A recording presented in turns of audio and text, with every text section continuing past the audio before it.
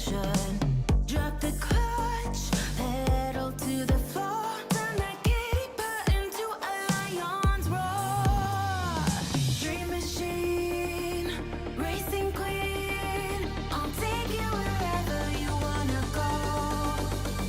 Let's slow this down, break the speed of sound. Tonight, we on the road. Dream machine, racing queen.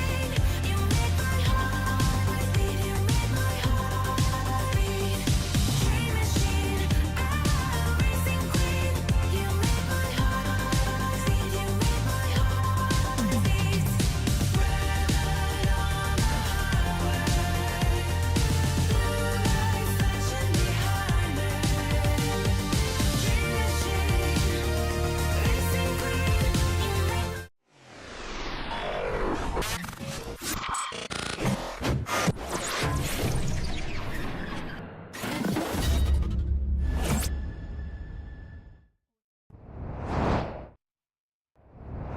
Tonight very much felt like a reset for AEW here. The post-Revolution episode of Dynamite was an episode that blew by very quickly. I actually could not believe it when I saw that it was main event time. It did not feel like it was the end of the show, but it was. And not only did this show bring change in many different ways, but maybe the biggest way that this show brought change, as you can see, is the brand new Dynamite set. We knew that it was coming. Dynamite was given a bit of a makeover here. And as you can see, I know some people were very upset when Dynamite lost the entrance tunnels. Well, they're back. You've got your heel tunnel and you've got your babyface tunnel. You know, I was never really a big fan of the tunnels, but the tunnels and the colors were part of Dynamite's identity when the show debuted. So it's nice that they're getting back to their roots. Honestly, I could go either way. I didn't really mind the previous color scheme and the set and everything else. That didn't bother me. I know some people didn't like it. But this was not even the biggest part of the show tonight. Tonight's show is a very story-driven episode of Dynamite, which I know some people are going to like. The ones who always love to talk about the story or lack of story on AEW television. This was a very story-driven episode tonight of the show. And a very newsworthy episode of Dynamite because it gave us an Elite shakeup. We have some changes in the Elite. Young Bucks came out tonight to make a big announcement. Actually, they said they had 2 announcements to make. One of those announcements is that Hangman Adam Page is hereby suspended from the Elite. Suspended indefinitely. They did not say suspended indefinitely, period. They just said suspended indefinitely from the Elite, whatever the fuck that means. I suspect that Hangman may need a reason to be off television for a while, and so that's their way of getting him off TV.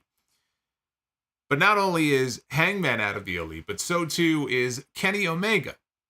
Because you see, according to the Bucks, Kenny Omega has not been around. He's been missing dates, this guy, for no good reason. He has no good reason to be missing dates, and so they had no choice but to fire Kenny Omega from the Elite. But fear not, because the Elite got a very big name to take the place of Kenny Omega because it is official, the worst kept secret in wrestling, but it was made official tonight. The Rainmaker, Kazuchika Okada, is officially all Elite. And we've seen him on Dynamite a few times before, but he was still representing New Japan Pro Wrestling. No more! Okada is officially now on U.S. weekly television. He has joined AEW, and on his very first night, Okada turned heel. We got corporate Okada in his suit joining with the Young Bucks in a swerve that I don't think too many people saw coming.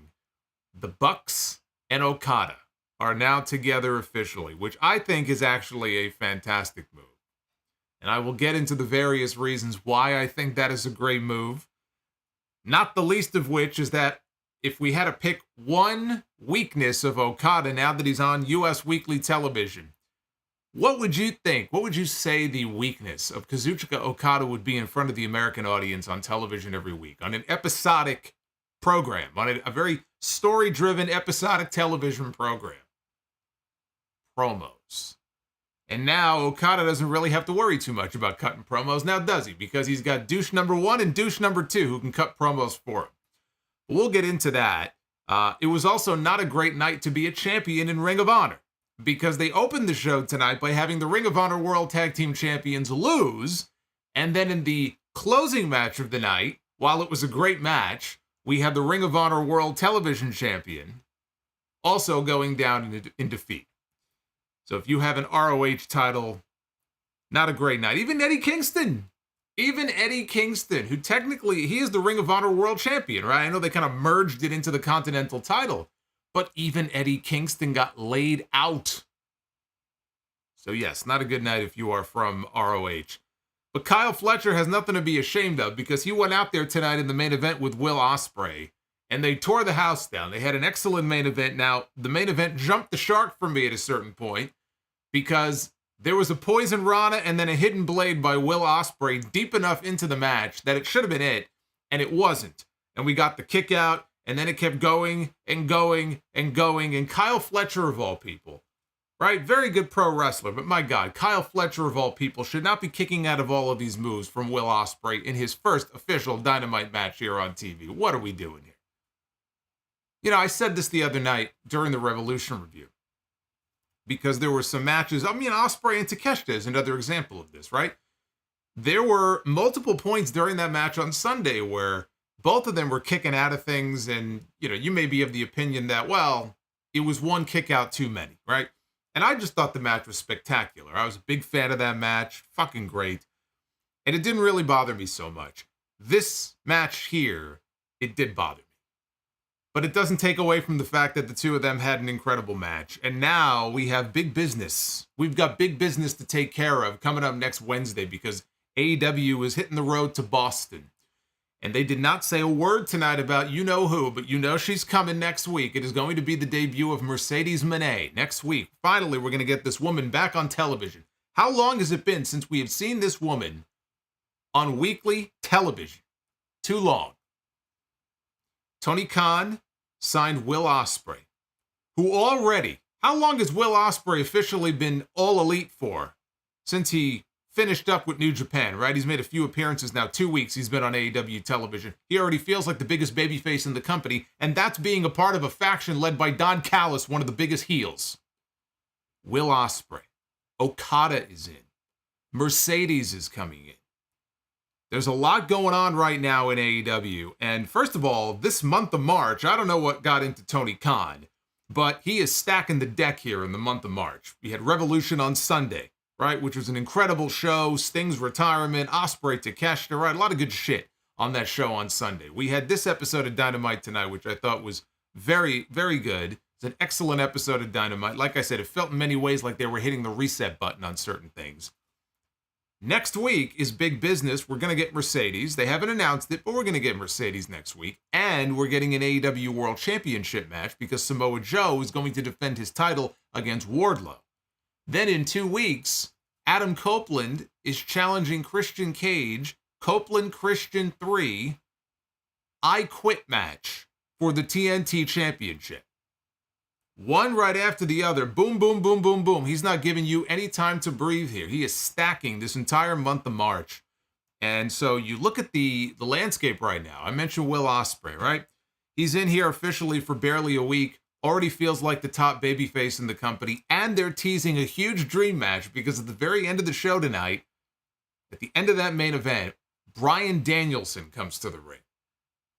And like two sharks circling each other, Bryan Danielson gets in the ring. He's staring down Will Ospreay. Will Ospreay is staring down Bryan Danielson. And already we have the tease for what promises to be an incredible match, possibly as soon as the AEW Dynasty pay-per-view, which is coming up next month on April 21st. We're already getting a tease for Ospreay and Danielson. The guy's barely been here for a week.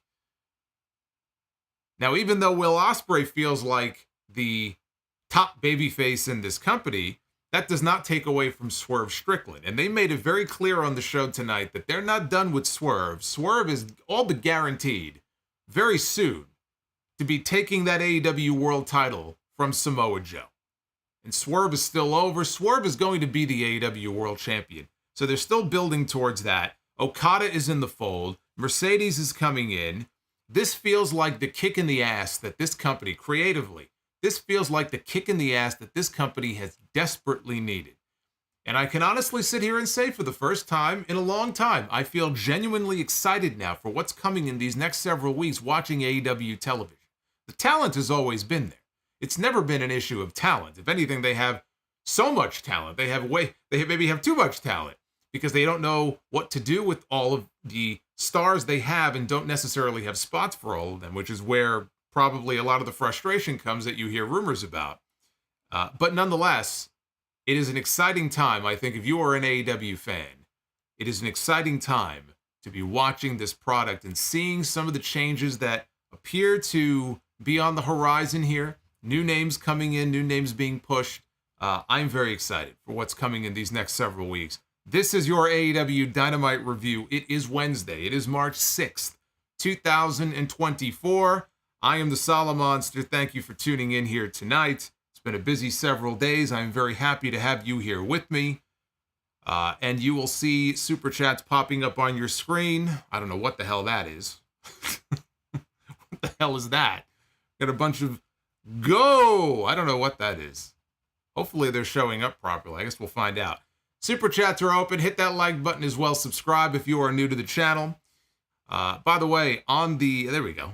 On the Super Chat end, I will mention that there is a brand new one that was added after the other night. You'll be very happy to know we have Gunther, right? The $50 bomb. We now have Coltar. Coltar is the new $51 Super Chat. Look, you buy a cat or a dog, like a puppy or a kitten, right? They get bored. They get lonely. You want to buy a sibling, or you want to adopt, not buy. You want to adopt a sibling and bring them into the family. Gunther was very lonely. Well, now he has Coltar to keep him company. So all those amounts are down in the description below. Now let's start from the top here with this Dynamite show, because after we open and we got the pyro and we got a good look at the new set, which again I think looks fine. I'm kind of indifferent to the whole thing. My whole issue is give me a show that's exciting. Give me a show that's going to want to make me tune in next week. Look, everyone, I don't care if it has tunnels. Samoa BRO. I don't care. Yes, thank you, Samoa BRO. I don't care if it has tunnels. I don't care what the colors are. I don't care if it has lasers. The set didn't bother me. But if it bothered you, they gave the show a new coat of paint, which is why you see the new colors here in the background. That's why we've upgraded here as well. So now that we have the new set out of the way, it was to the ring. Tony Schiavone was in the ring, and he was there to interview Swerve Strickland with Prince Nana. So kicking the show off right away with Swerve, coming out of that AEW World title match on Sunday where he did not win the championship. He did not technically lose. It was Hangman Page who tapped out to Samoa Joe, not Swerve Strickland. So he came down to the ring and he pointed out that he and Tony Schiavone, it was 2 years ago, that the two of them stood on stage when Swerve first came into AEW, when he signed his AEW contract, and he said that he's going to be a champion. And not only is he going to be a champion, but he is going to be a future AEW World Champion. But here he stands with no gold. Part of him thinks that it's a little bit of karma for all the bad stuff that he's done. And then he kind of laughed and he said, I've done some really bad things here in AEW, which is true. He took a cinder block and he broke it over poor Keith Lee's gut. We haven't really seen much of Keith Lee since then. He broke into a wrestling school and beat the piss out of an 18-year-old kid. He broke into someone's house and threatened their family, the guy's wife and son. So yeah, Swerve has done some shit in his time here in this company.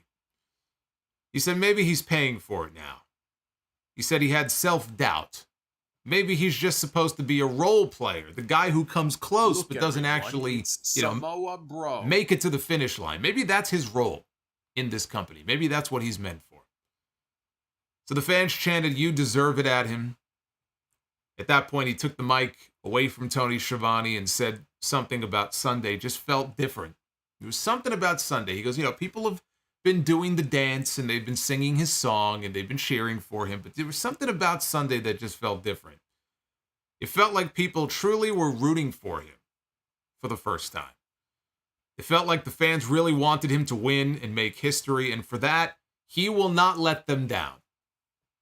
Nothing changes from this point on. Samoa Joe, he said, whether you are still holding that world title or not, I am coming for you.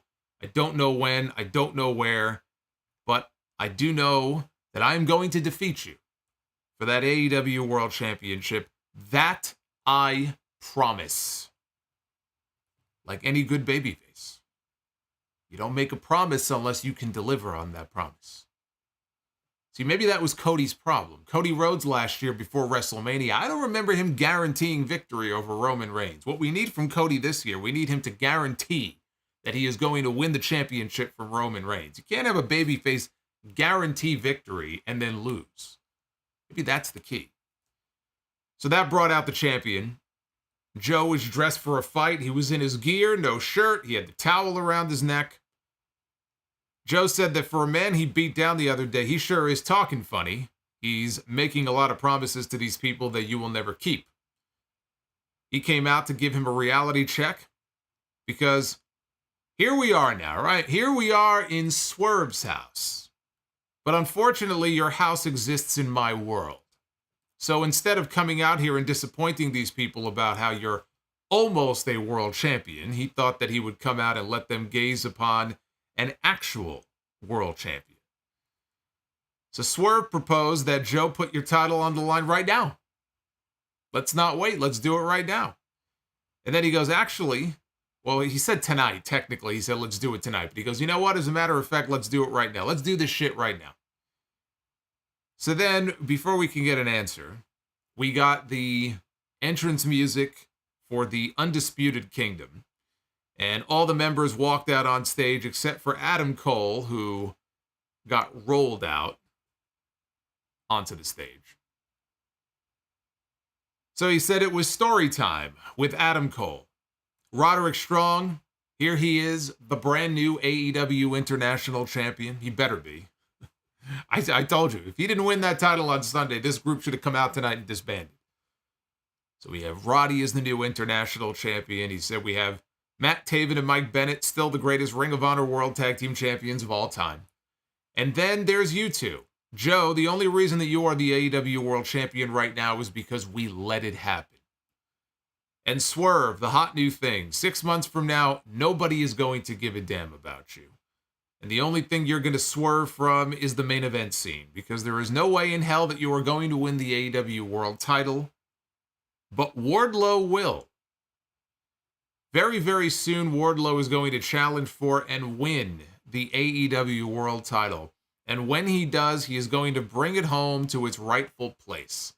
And when he said rightful place, he was pointing at himself. Still keeping that story alive.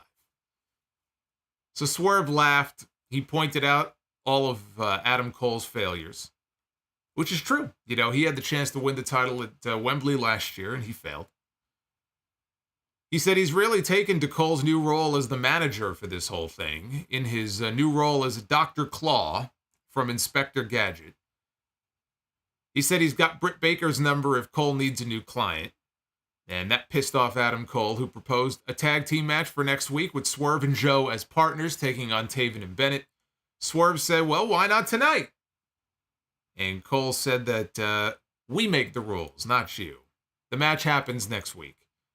But then Tony Schiavone interjected. Tony Khan, he's very quick here, because Tony Khan passed a message along in Tony Schiavone's ear. And Tony Schiavone said that the match is actually going to happen right now. And they got a referee to come out to the ring, and they got things all set up for the tag team match. This was a very WWE-style opening segment where we got 15 minutes of talking to set up the opening match. And for the second time now, in 3 weeks, we had Samoa Joe and Swerve Strickland as unlikely, unwilling tag team partners doing the can they coexist angle, because they were in that trios match a couple of weeks ago, and they were tag team partners again here. But it seemed very clear that we were going to get a match of some kind here, because When else does Samoa Joe come out in his gear like that, with the belt and the towel over his shoulder? How often do we see? Usually he comes out here in his suit. The fact that he came out in his gear should have told you that Samoa Joe is going to be wrestling on this show. But Swerve is a full-on babyface now. There can be no doubt. There can be no wondering. There's no ambiguity about it. We've been talking about Swerve and Hangman. And, is Hangman a heel? Is he not a heel? Is he only a heel for this storyline? He may only be a heel for this storyline. But it's felt to me like this slow burn, slow-moving double turn that we have been witnessing over the last month or so. Actually, more than a month. And now there can be no doubt. Swerve's out here. He's talking about how he had self-doubt. He's being all introspective. Now he's telling the fan, all you people that have supported me, all the fans out there that have been cheering for me and rooting for me, I'm not going to let you down. That's a babyface thing to do. If he was a heel, he would go, fuck you. I don't need you. I can do this on my own. So he's a full-on babyface now. And if you are in the camp, if you are one of these people that wants to see Swerve Strickland, like I do, win the AEW World title, you should be very happy right now, because this entire segment, all the verbiage, everything he said, the promise, the guarantee, it was all designed to tell you that this man, it's not a matter of if he is going to be the AEW World Champion. It's a matter of when, which month, which pay-per-view coming up is he going to get the job done. It could be as early as Dynasty. I think it happens no later than Double or Nothing, but it could happen next month. But guaranteed, he is going to win the AEW World title. They are not souring on him. They are not moving on. They're going to put the belt on Will Ospreay first. He'll be champion. But Swerve is going to get the belt. Now, Joe started things out in this match. And they went to a break. It was about a minute in. They went to a commercial break. When they came back, Swerve tagged himself in when it looked like Joe had no real interest in tagging out. Swerve tagged in. And he ran wild on offense. He ended up pinning Taven. It's the amazing Gunther. Jerry Lawler. Oh, our buddy is joining us this early, huh? All hail Gunther. It's early, yeah. We got Gunther. Drew Johnson has brought out Gunther with a $50 super chat from Drew Johnson. Whose house, he says? Solomonster's. That's right, it's my house. We're in Solomonster's house right now. Hey, Drew Johnson. Coming in with the big bomb here first. Here tonight. Drew, thank you. Love you, brother. So Swerve ended up pinning Taven after the JML driver. And the story is he showed up Joe all by himself. Once he tagged himself into the match, he didn't have to tag back out. He did it all on his own. And Joe was looking at him. Joe didn't seem very happy about it. So Wardlow started strutting his way down to the ring, which distracted Swerve, and that allowed Joe to sneak up behind him and lock him in the coquina clutch. Samoa Joe choked out Swerve Strickland, and he was face down on the ground. He put his boot on Swerve's back. He held up the title so that Wardlow could see, and then they made it official next week on the Big Business episode of Dynamite from Boston.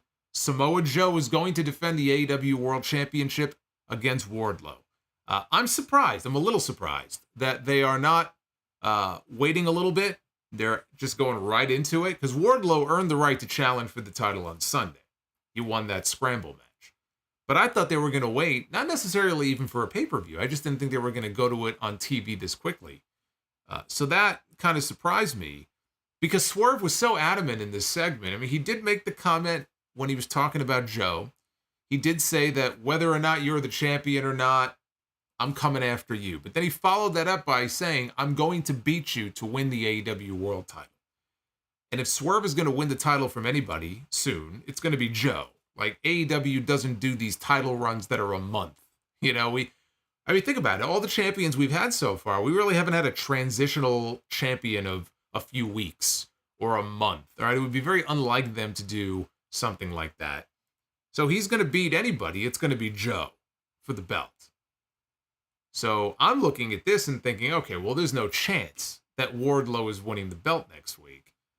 And it makes me think, and I talked about this on Sunday in the Revolution review after he won the scramble. I figured they would wait a little bit longer, but when they do the match, and Wardlow is going in there, and he's going to win the championship, and he's going to bring it into the Undisputed Kingdom, the one man who could screw things up for him and that entire group and cost him the title, is MJF. And I don't know what his status is. We have not heard anything about MJF since World's End. World's End now, what was it? Not even 3 months ago, right? 2.5 months. I don't know if he needs surgery or if he had surgery or if he's just rehabbing his injury. He had the arm issue. I think he had a hip issue as well, but I know it was mainly the arm. So I don't know, health-wise, where he's at. But if he was rehabbing it without surgery, he could be back very soon. He could be back as soon as next week and start making appearances on TV. If he had surgery, I can't imagine him being back on TV anytime soon. So that's really what it boils down to, and I don't know what his status is, but you look at that, and if anybody was going to get involved and cost Wardlow the title, it would be MJF. It would make total sense for him in his first act back on TV to do something to try to screw over the Undisputed Kingdom and Adam Cole and Wardlow. And that could very well happen next week. They could be saving an MJF return for big business because this is going to be a big show next week. So we'll see if we get an MJF appearance. Up next, the FTW Championship was on the line. We had Hook defending the title against Brian Cage. But first, we got some quick highlights of the run-ins in recent weeks that Hook and Brian Cage have had that have led us to where we are here, which is great that we got the little synopsis here, letting us know why these two were facing off. And then it was to the back. Before the match, it was to the back. Renee was going to interview Hook, and before Hook could even respond to her question, he was interrupted. Who was he interrupted by? He was interrupted by Chris Jericho. He said the very first match he ever had as Lionheart Chris Jericho in this country was against Taz at the ECW arena. Taz suplexed Jericho on his head, and he never forgot that. But he's always had a connection to Taz, which kind of made him feel like he had a connection to Hook. He's getting his hooks in Hook, is what he's doing here. So then he mentioned that he never really respected Hook until Hook dumped him on his head last Sunday in the Scramble at Revolution. That made him think maybe Hook is the real deal. And so congrats on that. And Jericho put his fist out. Hook gave him a fist bump before heading out for his match. I really don't need Jericho trying to latch on to Hook right now and leading to a Jericho-Hook match or a Jericho-Hook feud. Because look, his boy, Sammy Guevara, is going to be off TV for a while. Sammy Guevara is suspended, and it's his second suspension. So I don't know if it works the same way WWE does, where you get suspended once, and usually it's a wellness violation. It's 30 days. You get suspended a second time, it's 60 days. So I don't know if it's a 30-day suspension. I don't know. But Sammy Guevara is suspended for apparently breaking concussion protocol in his match a few weeks ago with Jeff Hardy. And so Jericho, he's got nothing. Jericho had this Golden Jet stuff going on with Kenny Omega. They were going to wrestle for the tag team titles, and then Kenny got diverticulitis and almost died. So he left. And so we had Jericho and Sammy. They had reunited, and they were doing Les Sex Gods and whatever, and now Sammy's gone. So Jericho's got nothing to do. So he's going to latch on to Hook. I have no interest in this. Now, it was FTW rules, which means that anything goes. So we got more hardcore shit. Second time in less than a week. Feels like overkill to me. Hook sprayed a fire extinguisher in Cage's face early on. Whacked him in the head a few times with a trash can lid. Even though he was blinded from the fire extinguisher, Cage grabbed Hook. He launched him into the ring steps. Hook came back, though. He leapt from the steps. Cage, though, caught him and turned it into a power slam on the floor. Hook was able, though, to sidestep a charge from Brian Cage, who ran through the barricade. And that took us into the commercial break. Cage regained control during the break. He propped up a guardrail. Took a guardrail and propped it up against the turnbuckles in the corner. Hook countered an F5 into a DDT onto a chair. Hook was able to dodge a discus lariat. He had a leaping clothesline and a T-bone before delivering another one onto the guardrail. Got a 2 count out of that. Cage came back. He delivered a power bomb. and then picked him up into an F5 onto the chair. Cage grabbed then a sack. Now, Brian Cage grabs his sack, and out from the sack, we see thumbtacks. So we had glass on Sunday, which was completely unnecessary. Like, totally unnecessary, and didn't even play into the story of the match. Glass everywhere. Now we got thumbtacks here in this FTW title match. He empties them out all over the mat. Hook floats over a drill claw attempt, though, and he gets Red Rum locked in. Cage, though, backs Hook into the corner. There was a chair wedged in between the ropes, and he backs Hook into the corner. Hook came back with multiple kendo stick shots, led to a T-bone onto the tacks. And they got a close-up shot of Brian Cage's back, and I think they were expecting and hoping that you would see tacks all stuck in his back. He had like 2 tacks in his back. I think the majority of the tacks ended up in his ass. So Hook delivers some crossface shots, sinks Red Rum back in. Cage, though, stands up. This was like Hook's initiation. This was for Hook what the hardcore match between Randy Orton and Mick Foley was for Randy Orton when he wrestled Cactus Jack at Backlash and he took that thumbtack bump. This was like that for Hook, only it wasn't this match. No one's going to remember this match. Everybody remembers Foley and Orton from Backlash. Nobody in 2 weeks is going to remember this match. But he falls backwards, and Hook lands on the thumbtacks, which I believe is Hook's first thumbtack bump. So Cage gets up after that, but he still has Hook on his back. So he sits up, but Hook is on his back because he didn't let go of Red Rum. Even though he landed on the tacks, right? This was to show how tough Hook was. He still had the hold applied, and eventually Brian Cage passed out, and Hook retains the FTW title. After the match was over, we had Bishop Cone and Toa Leona from the Gates of Agony, or they are the Gates of Agony. They attacked Hook before Chris Jericho ran down to the ring. Hook needed Chris Jericho to make the save. He came down to the ring with his baseball bat. I'll say 2 nice things. Because I already told you I have no interest in Jericho and Hook, but I'll say 2 nice things about Jericho involving himself with Hook. Number 1, what did I say after Hook lost to Samoa Joe? Tony Khan needs to find a way to keep Hook around on television, on Dynamite, if not weekly, on most weeks, right? Don't let him fade into the background. Don't relegate him to Rampage. Give him something to do. Give him people to work with. Him working with Jericho, if that's what's going to be, I don't know if they're going to team up for a while, if they're going to wrestle, it keeps Hook on TV, which is a good thing. The other thing is, and this is what I was worried most about, we knew Okada was coming in. We knew he was coming in, and it hit me the other day. Jericho is going to want to work with Okada, and we're going to get the Painmaker and the Rainmaker. So you know what? This keeps him away from Okada, at least for a while. At least for a little bit. We don't have to worry about Painmaker and Rainmaker, so that's good. We got a video package highlighting all of the different tag teams from AEW from over the past few years. With Tony Khan's comments spliced in from the post-show scrum on Sunday where he addressed the future and the status of the AEW World Tag Team titles. He did mention the other night that with Sting retiring, the AEW tag belts would be retired, or not retired. They would be vacated.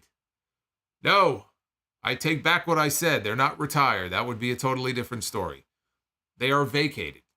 We have no AEW World Tag Team Champions officially as of right now.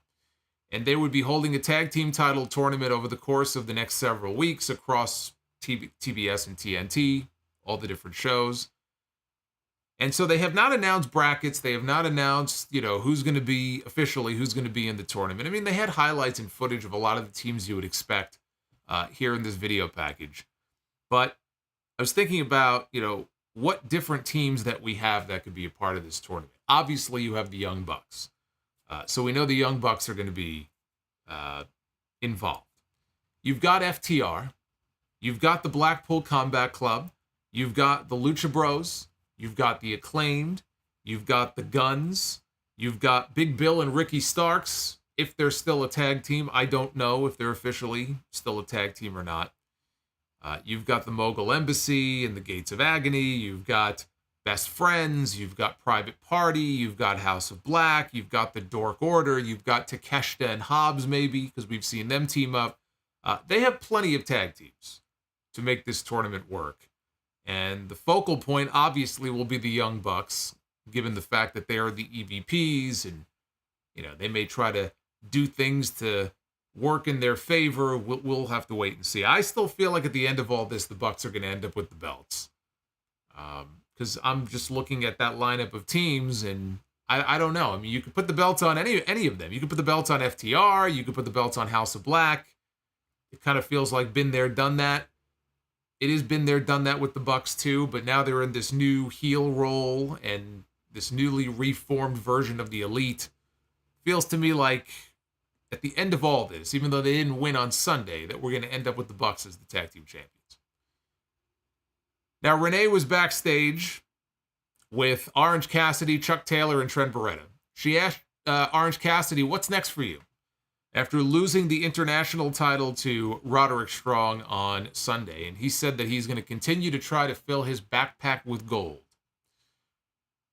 Chuck Taylor said that it's time Best Friends win the big one, but he is not cleared yet, unfortunately. So he feels that Cassidy and Trent Beretta, and I feel like they've been teasing a heel turn for Beretta, so I assume this plays into that story. But he says that Cassidy and Beretta should be the ones who enter this tournament and go after the tag team titles. And in fact, they're going to have their first match on Rampage coming up on Friday. We had Killswitch, one-on-one with Daddy Magic, Matt Menard. Killswitch was out there with the entire patriarchy, Christian Cage, Nick Wayne, Mother Wayne. So Menard's ribs were taped up from being chokeslammed by Killswitch last week. Menard attacked right from the bell, doing everything he could to try to take the big man down. It did not work out too well for him. Killswitch hit a running extinction. He got the win. Daniel Garcia made the save after the match was over, beating down Nick Wayne. Then he ate a boot from Killswitch. Wayne delivered Wayne's World. Christian Cage. There's too many Cages on this show. We have Cage, we have Page. Adam Page, Brian Cage, Christian Cage. Too many cons and too many cages in wrestling.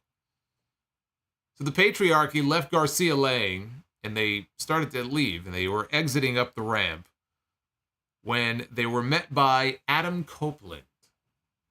He looked crazed. He had a chair. He choked Nick Wayne out with a rear naked choke. He was staring down Christian Cage. Mother Wayne tried to low blow him. Copeland, though, blocked it. And then he chased Christian Cage through the crowd. The cameras followed them. And Christian was just hightailing it out of the arena. And there happened to be an Escalade waiting there. Actually, it wasn't waiting for him, but there was somebody sitting in it. And he took the person in the driver's seat and threw him out. And he stole the Escalade. And as he's driving away, he actually had the TNT title in his hand. And he was raising it. He had his arm extended out the window so Copeland could see as he drove off into the night. Copeland turned around. There was a camera right there. Ethan Page. See, I forgot. I knew there was another one. That's right. Adam Page, Ethan Page, Christian Cage, Brian Cage. I knew I forgot one. So Copeland looks into the camera and he said, March 20th, this ends where it all began, in Toronto, because they're going to be going back to Canada. So on the March 20th episode of Dynamite in Toronto, Copeland Christian 3 for the TNT Championship in an I Quit match. And not 5 seconds after he said that, Excalibur said, I'm being told by Tony Khan that the match is official. So they're not even waiting. They have 2 pay-per-views coming up in the next 2 months. And they're not even waiting for Dynasty. They're not waiting for Vegas for Double or Nothing. They're doing the match in Toronto. And I don't see how you do Copeland Christian Part 3 in Toronto, of all places, and you don't do a title change. So I am fully expecting a new TNT champion in 2 weeks.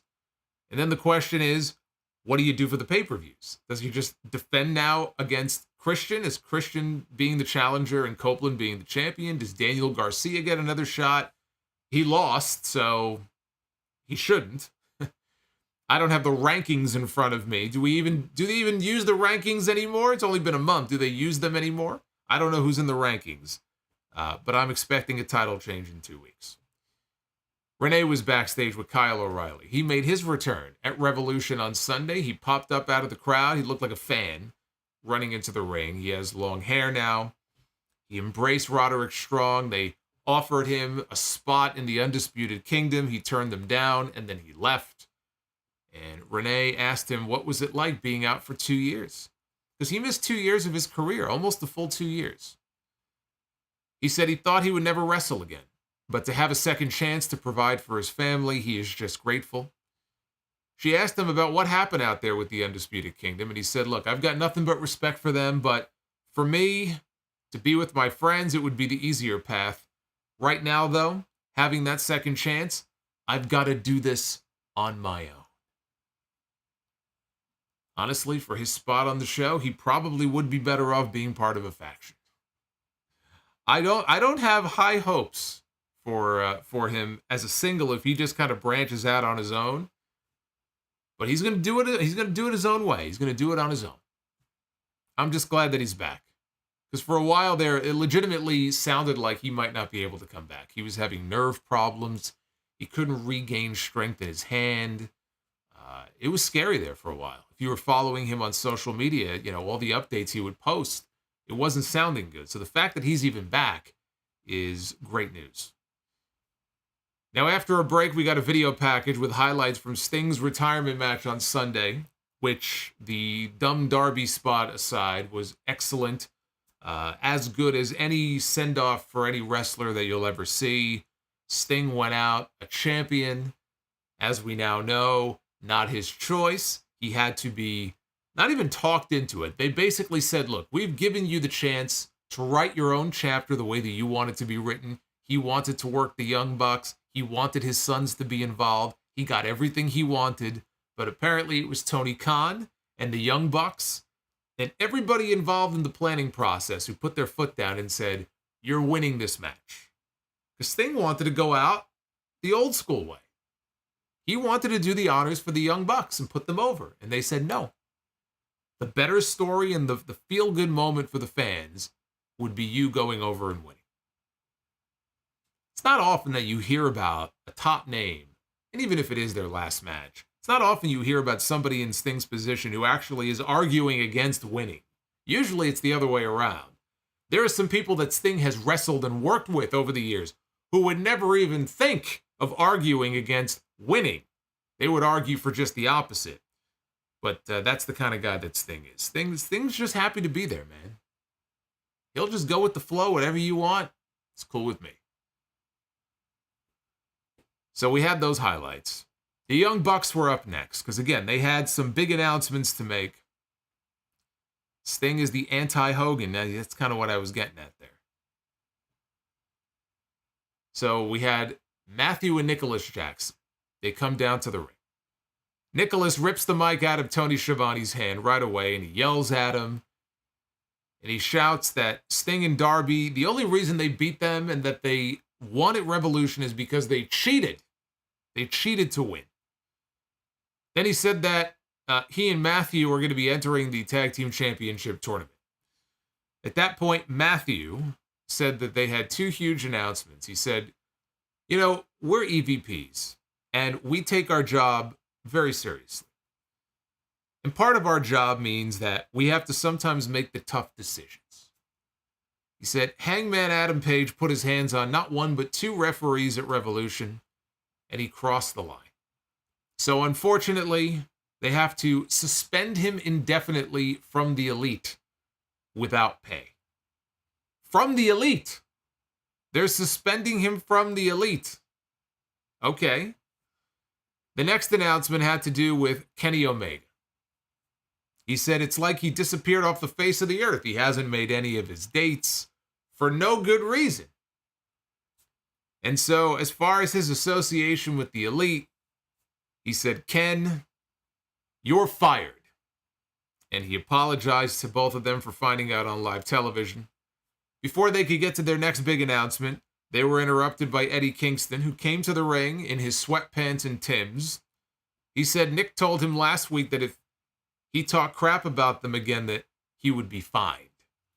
So he threw some money in their face, and he said, may as well do it now, bitch. Matt tried to defuse the situation. Didn't work, though. Kingston attacked both of them. So the Bucks took him out. Until we heard the mic drop. And it wasn't even the mic drop. Hey, Oz and Glorious, thank you for the super chat.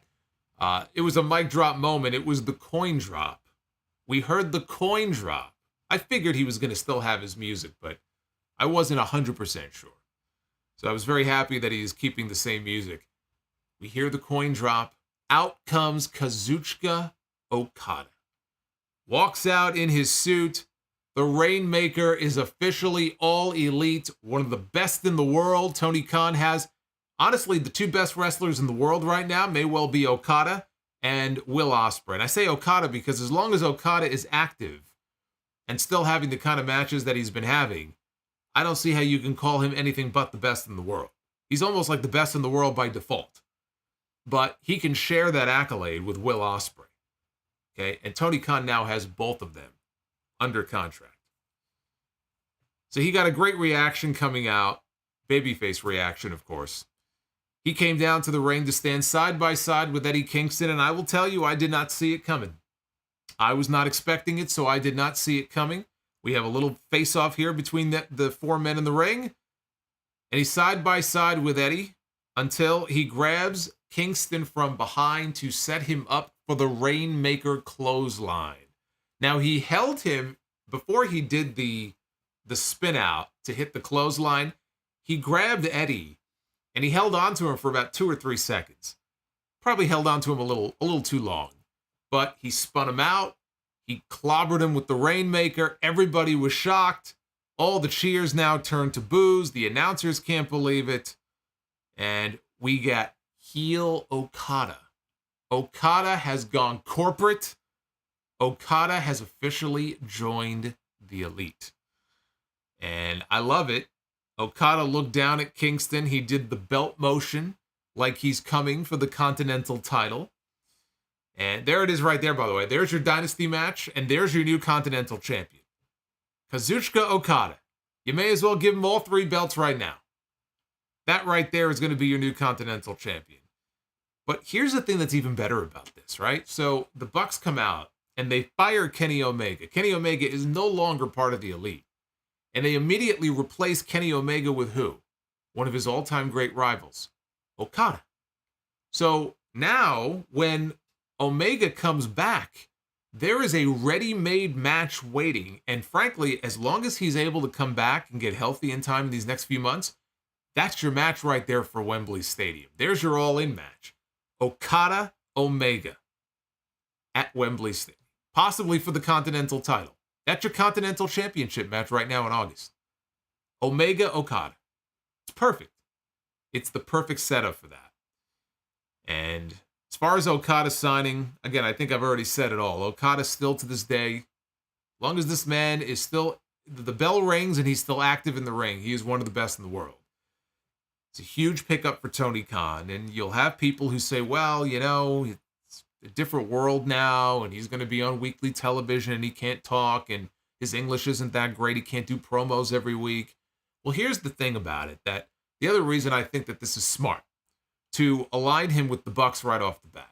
You're right. His English is not great. He's not going to go out there and he's not going to be Samoa Joe or Eddie Kingston on the microphone or MJF or CM Punk or anybody else. He doesn't have to be. Because now he's with the Bucks. And so he could let the Bucks do the talking for him. And all he has to do is stand there in his spiffy little suit. And then he can go out there. He can wrestle. We know he can wrestle.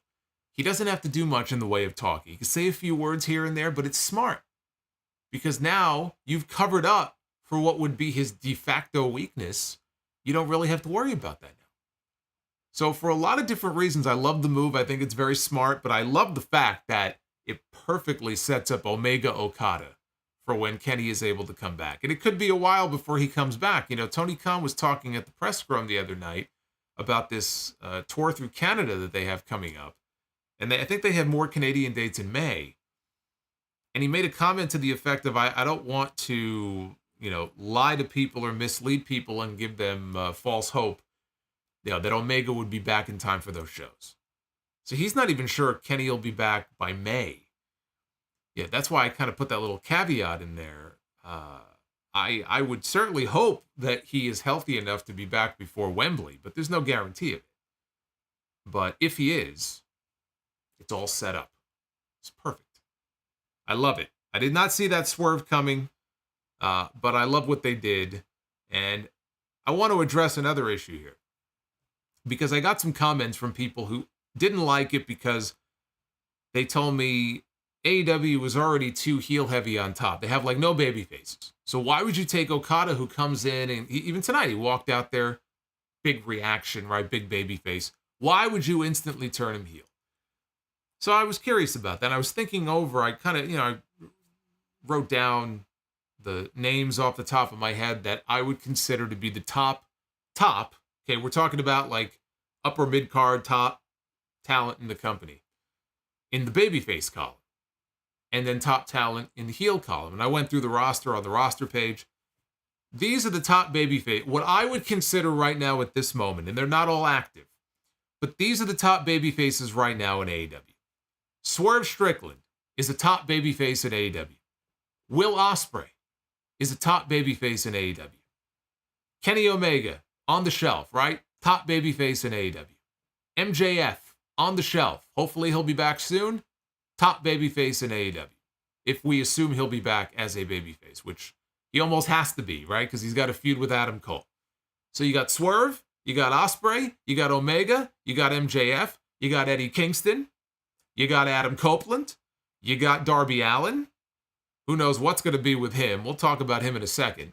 But you got Darby, you've got Orange Cassidy, and I threw Chris Jericho in there because you got to consider him as well. Okay? I just rattled off a lot of names there. They're all in the babyface column. Now let's look at the heel column on top. Okada, who's a heel now. Samoa Joe. Adam Cole, who's also unable to wrestle at the moment. Christian Cage. And Switchblade Jay White, which is a weird one because he's been running around with the Acclaimed in this whole Bang Bang Scissor Gang BS, but yet later in this show, he was out there fully as a heel. So I don't consider him a babyface. As far as I'm concerned, Jay White is still a heel. So Okada, Joe, Cole, Christian, Jay White. It's a lot more names in the babyface column than the heel column. Bryan Danielson, I don't know what the hell he is. He goes back and forth from heel to babyface to heel. Honestly, I would put Danielson in the babyface column.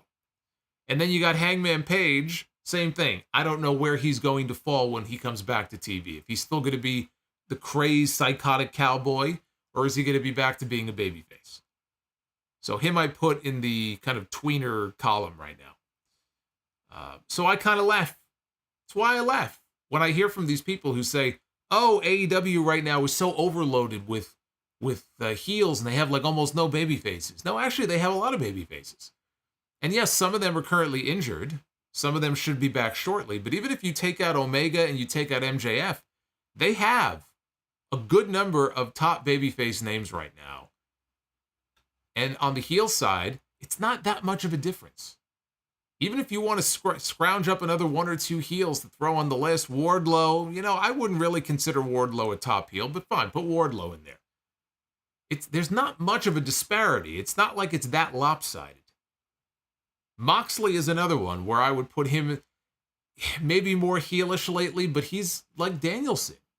He's kind of in the middle, all the Blackpool Combat Club guys. I can't really define them one way or the other. I kind of put them in the middle. All that to say that the disparity between the two, it's not that great. It's not as great as some people say. Kris Statlander one-on-one against Riho.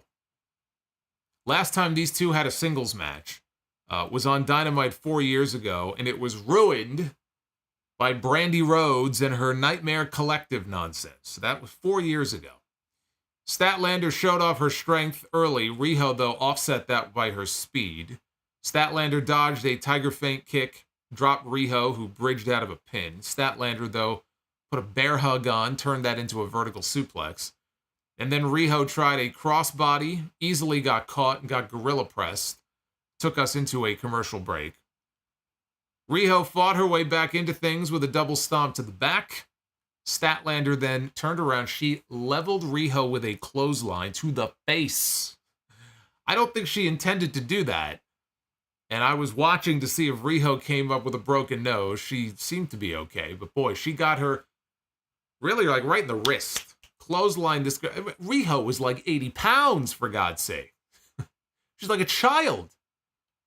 Statlander fucking wrecked her right in the face. And to her credit, Riho seemed to be fine, and she kept going. She popped up into a Hurricane Rana, landed a tiger feint kick before Statlander rolled through a top rope crossbody. Riho, though, responded with a dragon suplex. Statlander countered a charging knee into a powerbomb with a stack for a near fall of her own. Stokely Hathaway was out there. And they've got this ongoing story. Again, story-driven on this show tonight, very much so. Stokely placed a chain in the ring, and he took the referee to distract the referee. Statlander grabbed the chain, and she thought about it because she's been very resistant to cheating and doing anything nefarious. So she picks up the chain, and she ends up just dumping it. She throws the chain away. She's not going to use it. Riho tried for a Cazadora. Statlander countered into a wheelbarrow German suplex. Statlander tried for it again. Riho, though, this time countered into a roll-up. She had the legs hooked, and she pinned Kris Statlander to win the match. Taz said that Statlander should have used the chain. Had she done so, she would have won the match. I really liked the last few minutes of it, more than the beginning. I liked the end of the match. And they continue to tell the story of Stokely Hathaway trying to get not only Kris Statlander, but Willow Nightingale as well, to kind of come to the dark side and take shortcuts to win their matches and get to where they need to be. And Kris Statlander, she doesn't want to do that. She wants to do things the right way, the proper way. But it backfired on her. So for the time being, she's refusing to do so. For the time being. I don't think that is going to last. Thank you, by the way, for all the super chats coming in. I am going to be reading them in a little bit. So we will save those here for a few minutes. But thank you to everybody who has been dropping donos tonight. It is much appreciated. Also, hit that like button, because the goal tonight for Be the Booker is 400. So if we can hit 400 likes, we will be doing that a little bit later on. Renee was backstage to interview Timeless Toni Storm. And Mariah May was again dressed up as punk rocker Toni Storm like she was at Revolution the other night, which is one of my favorite parts of the show. Had me fooled on Sunday. I thought it was Toni Storm. Turned out not to be. She looked like a dead ringer. So here, it's Mariah May, and then Toni popped up from behind her like I fooled you again, she said. And Toni said that, she asked Renee, do you know what season it is? And Renee said, I think it's spring. And Toni said, no, it's awards season. And this Friday on Rampage, she's going to be presenting her very first Tony Award.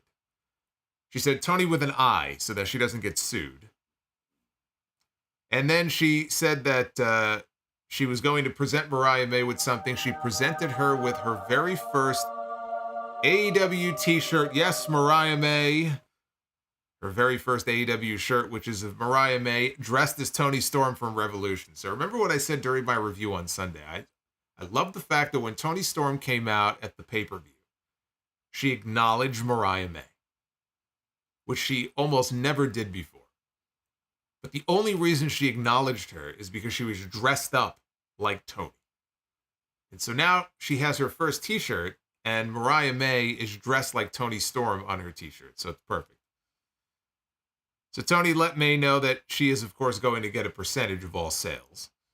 And then she hit her go-home line, chin up, tits out, watch for the shoe.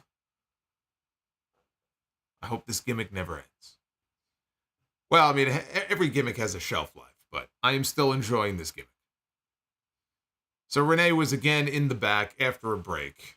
This time she was with Willow Nightingale and Stokely Hathaway, who said that Kris Statlander wanted to do things her way out there tonight, but she is still one of the best in AEW. He only wishes that she would accept help from those who love her the most. And Renee informed them that Willow is going to be in a match next week at Big Business. And Willow Nightingale is going to be taking on Riho. So we're getting Riho again next week. And this time she's going to be facing Willow. Willow tells Stokely that they're going to do things her way, and she knows that she can beat Riho. And then she's got her sights set on Julia Hart and the TBS title. All she has to do is get through Riho first. Now, if you remember, I suggested that the person that I think would make for a great first opponent for Mercedes after she debuts would be Willow Nightingale. Because the last time we saw Mercedes was in the ring with Willow when she got hurt last year. And then Willow pinned her and won the New Japan Strong Women's title. So I can envision a scenario where in Boston next week, Willow loses to Riho and is not happy about it. And maybe we finally get her snapping.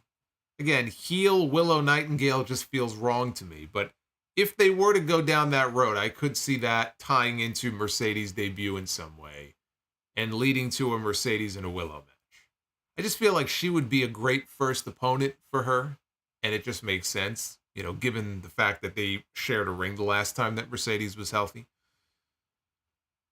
But Tony Schiavone was in the ring after this. He was in the ring to interview Darby Allen, who is still alive, by the way, and somehow ended up only with, was it 7 or 12? Remind me how many stitches. I think it might have only been 7 stitches after that ridiculously stupid stunt that he pulled on Sunday at the pay-per-view. His back looked like fucking hamburger meat. And somehow he only ended up with a relatively small number of stitches. I mean, for me, 7 stitches would, forget it, it'd be the end of the world.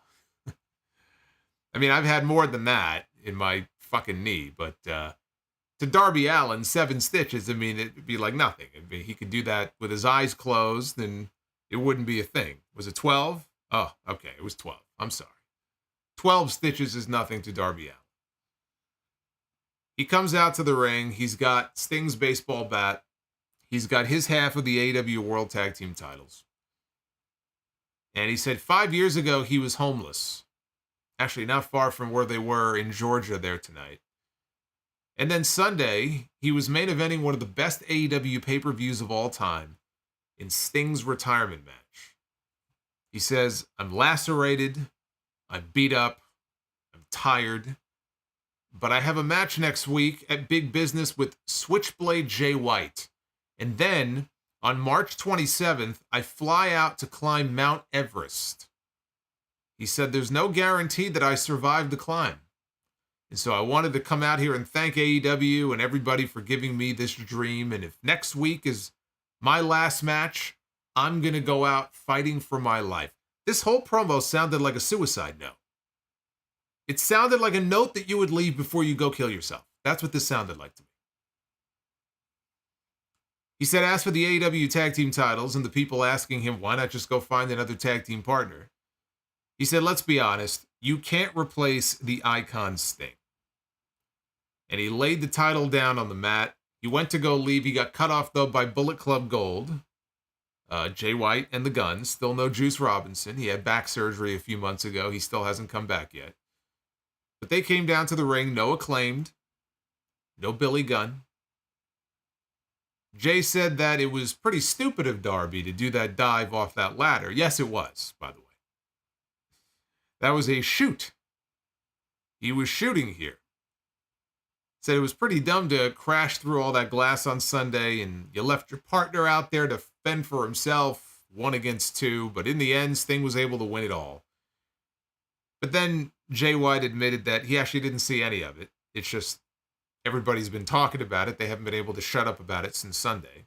And frankly, he doesn't really care. But what he does care about is that Sting is gone and Darby is all alone. Said Darby is like a lost puppy now. And now he's got a match with the Switchblade. But it doesn't have to happen. He does not have to get in the ring with him. He said, because there's far worse that can happen to him than a couple of little scratches. So he's got some ideas for how they can preserve their precious little Darby. He could join them. He could join the Bang Bang Scissor Gang. He's even got a nickname for him, Darby Scissorhands. This was almost as bad as Diarrhea Dwayne from Monday. This wasn't much better. They're almost on the same level. Darby said, Jay, you main evented the Tokyo Dome twice. You won titles all over the world. And then you came to AEW, and then what? Then what? What'd you do then? He goes, played with your cardboard cutouts? He said he doesn't believe the hype. And he challenged Jay to come alone for their match next week in Boston. And then he whispered something in his ear that spooked Jay. What is with these men whispering things in other people's ears? What is going? This is like the third time that someone has whispered something in someone's ear in the past month. What's going on here? So Jay White was back to playing heel here in this segment, even though he is part of a group of babyfaces. That, to me, is all the more reason to get him the fuck out of that group. I have no idea why he's even associated with them in the first place. So this was weird. But it's good that we got a promo segment, at least between these two, because literally all we had before was an announcement from Tony Khan on Sunday, like, oh, by the way, Darby is going to wrestle Jay White at Big Business. There was no explanation for why. Even Darby didn't know.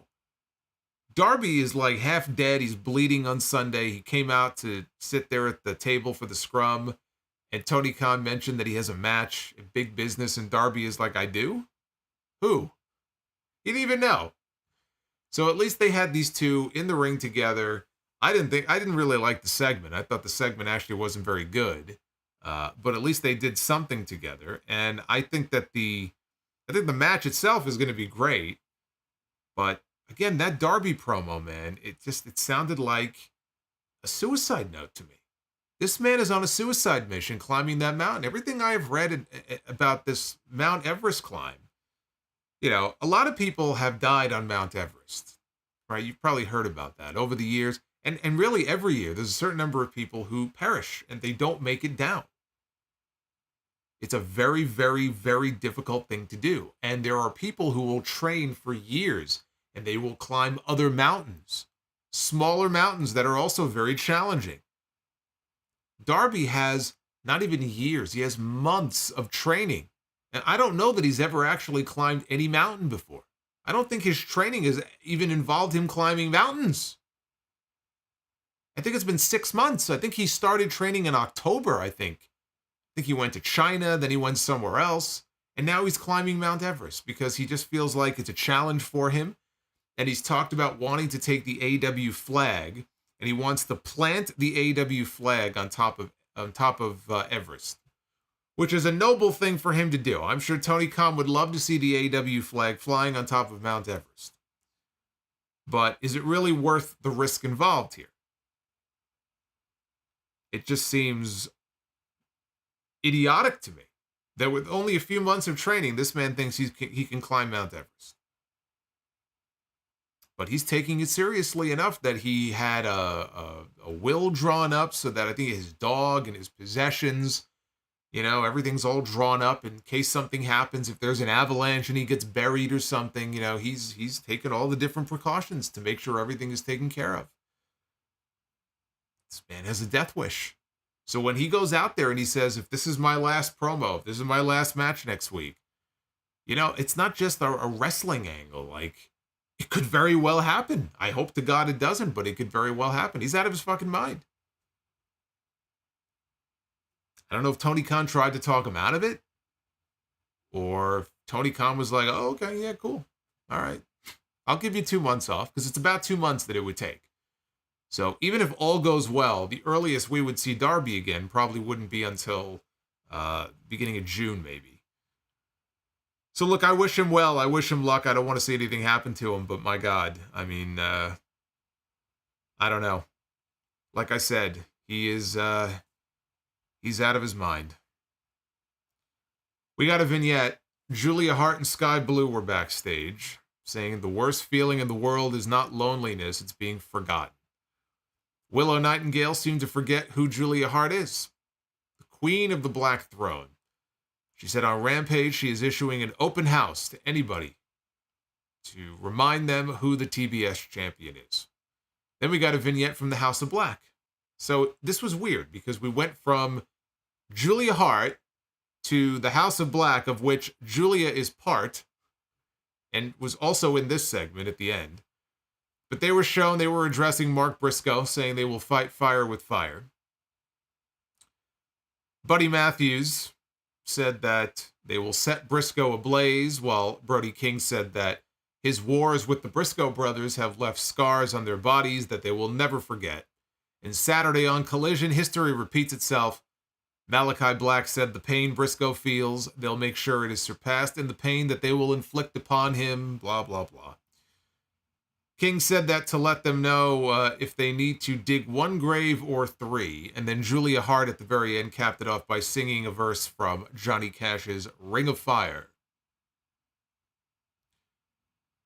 Renee was then shown in the back live with Mark Briscoe, who said that he doesn't need any partners, he'll face all three of them in an Atlanta street fight. Jay Lethal showed up. He said, look, I got your back. And Briscoe said, yeah, but don't bring Jeff Jarrett with you. And Lethal said, look, what better person to get down in the mud than Jeff Jarrett? He said, don't worry, you don't have to trust him. Just trust me. And so Briscoe accepted his offer, and so we're going to get an Atlanta street fight. We're going to get an Atlanta street fight after we had an FTW match tonight with thumbtacks and all kinds of weapons. And we had a tornado tag on Sunday that involved ladders and weapons and panes of glass, and blood everywhere. So now we're going to get an Atlanta street fight. Cool.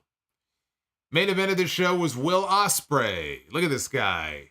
Look at this guy. He just showed up last week, officially all elite, and already he's getting the main event on TV. One-on-one with the Ring of Honor television champion, non-title, of course, his old pal, his old partner, his friend, Kyle Fletcher. Don Callis joined on commentary. Excalibur questioned the wisdom of Don Callis, allowing Will Ospreay, or putting Will Ospreay, basically, in a match so soon after that war he had with Takeshita. Now, if you remember in that match, there was a very violent, dangerous spot where Takeshita, it looked like he was trying to drop Ospreay headfirst on the top turnbuckle for a brainbuster. And he missed it, but his back struck the top turnbuckle on the way down. He took this very nasty spill. He had a very nasty bruise on his lower back. He was hurt. There was some question whether or not he would even be medically cleared to be in the match tonight, but he was. We had a quick opening sequence. It led to a Ospreay Hurricane Rana. Fletcher reversed a corner whip. Ospreay's bad back caused him to crumble as the match went to commercial. So already the injury factoring in here. Ospreay mounted a comeback during the break. He leveled Fletcher with a slingshot dive. Back inside, Fletcher dodged an Os cutter into a half and half before being blasted with a corner enziguri and a brainbuster. Both men showed some sportsmanship. They shook hands. Neither would let go, though, and then they started chopping the crap out of each other. Fletcher faked a chop, caught Ospreay with a thrust kick. Ospreay answered that with a rolling elbow and a hook kick. And then Fletcher countered an Os cutter into a powerbomb attempt. Ospreay countered that into a DDT. It's almost like these two know each other. So Ospreay wanted the hidden blade. Fletcher, though, dodged into a snake eyes in the corner right on the middle buckle. And both men rolled to the apron. Fletcher wanted a tombstone pile driver. Ospreay wiggled free. And he ended up hitting an Os cutter on the edge of the ring. And they went to the final commercial break of the night. They went to the commercial. It was like 9:58. It was very weird. You don't see them taking commercial that late in the show. So you knew they were going overtime. Back from the break, Both men were trading forearms until Ospreay switched to chops that crumbled Kyle Fletcher. Renaming this guy. Callis said that he feels like a proud older brother of these men. And Tony Schiavone said, yes, a much, much older brother. Both men traded tombstone attempts until Ospreay turned it into a wild poison rana. Fletcher cut off a leap of faith attempt, tried an avalanche dragon suplex.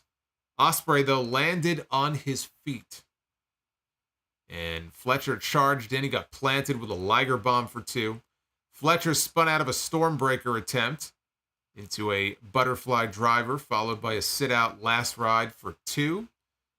Fletcher hit a corner kick, tried a top rope brainbuster. Ospreay, though, slid out and hit the Cheeky Nando's kick before connecting on an avalanche poison rana and a hidden blade. And this right here is where they jumped the shark with me. This right here should have been the finish of the match. He catches Fletcher with an avalanche poison rana, and it looked great. It looked sick. It looked like he spiked him legit right on his head.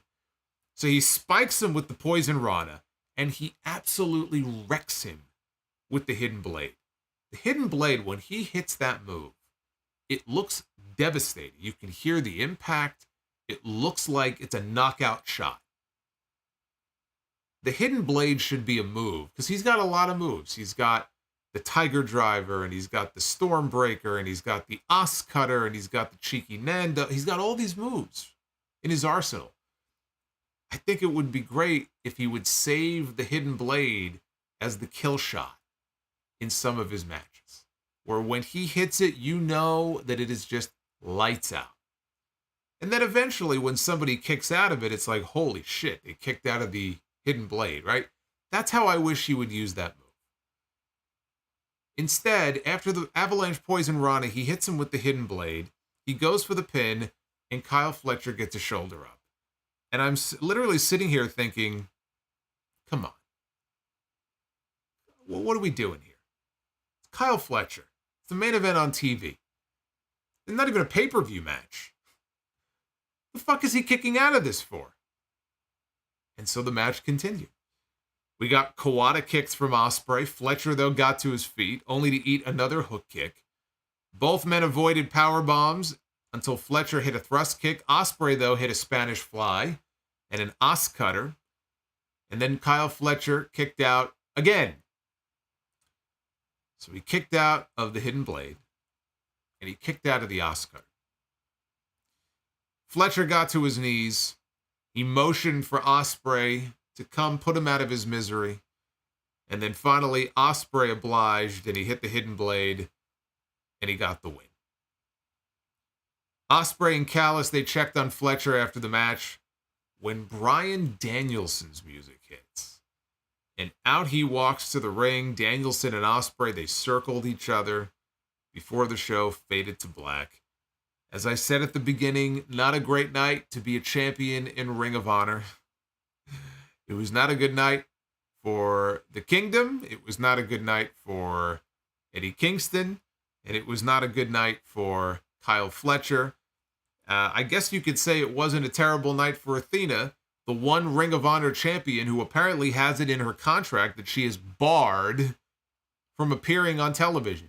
You know, they treat her the way that TNT and TBS treated Jay Briscoe before he passed away. It's almost like there's some kind of unofficial rule in place where this woman is not allowed to appear on AEW programming. We could have every other fucking person from the Ring of Honor roster. People that I don't even know or care about. We can have everybody from Ring of Honor on AEW television except for Athena. The only exception being, I think, the Owen Hart tournament last year. I believe she was on TV for that. Otherwise, this woman is not allowed. She's just persona non grata. She's invisible. I don't understand it. I really don't. Now, even though I did not like the kickouts after the sequence of moves I mentioned before, that was the moment where I just was like, come on, what are we doing here? Despite that, I can't take away from the work of these two. This was fantastic. Phenomenal stuff here from these two. The crowd was into it. The crowd was going nuts for it. It will go down as one of the best television matches probably of the entire year. Still early yet, but I think it'll be in the conversation as far as TV matches go. And Will Ospreay has arrived because he had the match with Takeshita on Sunday. That felt like a statement match. Tonight was a television main event against Kyle Fletcher. You would think going into it, okay, it's going to be really good, but it's not going to be anything epic. And it felt like these two went out there with the intention, because they are friends and because they want to go out there and have the best match they can. They went out there with the understanding that we're going to tear the house down and have the best possible fucking match that we can have. It's not a pay-per-view, but we're going to go out there and have a pay-per-view caliber match. And that's what they did. And Ospreay and Danielson, sign me up, take my money. I'm ready for it. That probably will be the match at Dynasty coming up next month. I think that's great. Some people during the review on Sunday were saying that maybe that could be the Wembley match. I've been saying for a while now, I think Wembley, I've been saying since last year, I think Wembley is Bryan Danielson and Nigel McGuinness. So you're not going to do it at Wembley if that's the case. The sooner we get the match, the better, because again, Danielson is winding down his full-time run actually at Wembley. After that, who knows how often we're going to get to see him. So it really feels like right now Danielson is in, I got to get my shit in mode. He wrestled Okada. He wanted to check that box, right? Wrestle Okada at the Tokyo Dome. He got it. He just had the rematch with Zack Sabre Jr. a few weeks ago. He challenged him to a third match on neutral territory. He's going to be going to Arena Mexico in a few weeks because the Blackpool Combat Club is having a trios match against the CMLL guys. Now he's going to be wrestling Will Ospreay. He's trying to get as much in as he can before it's all over as far as full-time goes. But I think that's fucking great. Now, when this show was over, again, it zipped on by. They certainly didn't have anything on the show tonight that felt like it was dragging. Although, if I had to pick one segment that maybe felt like it was dragging, it was the Jay White segment with Darby. That was not their best work. But on the whole, I thought it was an excellent show. It was very story-driven, and they have now set things up for some big matches coming up in these next 2 weeks. We look ahead to Dynamite next week. Samoa Joe is defending the world title against Wardlow. We have Jay White against Darby Allen. Willow is taking on Riho. And they haven't announced anything formally, but we know next week is going to be the week. I mean, you look in the artwork in the graphic, it says right there, Boston. BOSS. The boss is on her way in. Mercedes is finally going to make her debut. And we should find out probably next week who her first opponent is going to be. I remember when Saraya debuted. I believe she interrupted a Britt Baker segment, if I'm not mistaken. We'll probably get a sense next week of who she may be targeting first. So it feels like things are happening in AEW. It feels like there's a certain buzz around AEW, whether the television numbers are reflecting it or not. I don't think the Dynamite numbers have really changed all that much. But we have Ospreay in, and obviously they're setting up Ospreay and Danielson. We have Okada in now as a heel. We have Mercedes on her way in. Swerve is still on his march to the AEW World title. Copeland and Christian are going to close out their story probably in 2 weeks. There's a lot going on right now, and a lot to be excited about. If you are an AEW fan, there really hasn't been a lot to get overly excited about since World's End, and frankly, even before World's End. It just felt something was off. There was something off. There was something missing with this product. It didn't have that spark that it used to have. A lot of the shows were still very good. It's not like the show sucked, but it felt like something was missing. And now it's starting to feel like Dynamite used to feel a number of years ago. There's a lot going on. There's a lot to look forward to. A lot of great matches. Again, they're trying to be more story-driven on the men's side and the women's side. On the women's side, with the whole Kris Statlander, Willow, Stokely Hathaway stuff. Mercedes is going to come in. We're going to see there how different things are with respect to the women's division when she comes in. What kind of change will there be when Mercedes comes in? Or is it going to be status quo, business as usual? Because it can't be. If you're investing in her and you're bringing in someone like her who comes in with a name from the other place, she's someone that people recognize. She's someone very marketable. I'm sure Tony Khan is paying very good money to bring her in. You need to have a plan for her. You need to have, let her come in and be the catalyst for change in that women's division. Let it be a situation where Tony Khan says, all right, if I'm signing this woman and bringing her in with all this fanfare, I'm giving her the CM Punk treatment. I'm giving her the CM Punk first dance in Chicago treatment, only in Boston. That's what he's doing. If he's giving her the CM Punk treatment, then he needs to treat her like a big, big star and have a plan for her and devote television time to her. There's going to have to be change with the women's division if you're bringing her in. It starts next week. And I'm very much looking forward to that. How would you rate AEW Dynamite for tonight? With over 1,100 votes in, it's 71%. Gave this show 4 stars. This is the best Dynamite rating I've seen in months. Look at this. 71% 4 stars. 13% give the show 3 stars. So that's almost 85%. 3 stars and above. 5% for 2 stars and 10% gave this show tonight 1 star.